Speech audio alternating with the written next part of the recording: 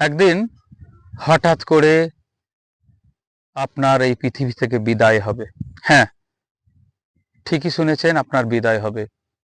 আপনার আপনজনেরা আপনার জন্য কান্নাকাটি করবে, তারপর আস্তে আস্তে তারা আপনাকে ভুলে যাবে। আপনি যে প্রাণ নিয়ে পৃথিবীতে এসেছিলেন, তারপর যখন আপনার বুদ্ধি হয়, আপনি যখন ভাবতে থাকেন, আপনি যখন পরিশ্রম করতে শুরু করেন, আপনি যখন উপার্জন করতে শুরু করেন, শুধু চিন্তা আর চিন্তা।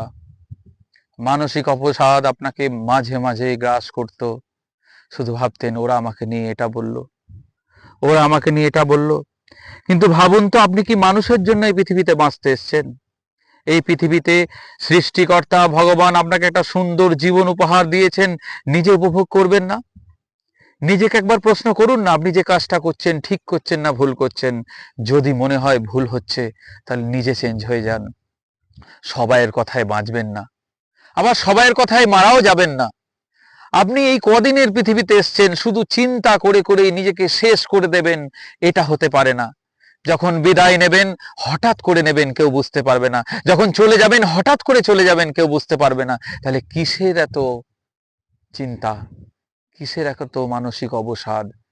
একটু বাঁচুন, আনন্দে বাঁচুন, হই হুল্লোড় করে বাঁচুন, সবাইয়ের সঙ্গে মিলেমিশে বাঁচুন। অতিরিক্ত নেগেটিভ চিন্তা ভাবনা করবেন না, মোটেই করবেন না।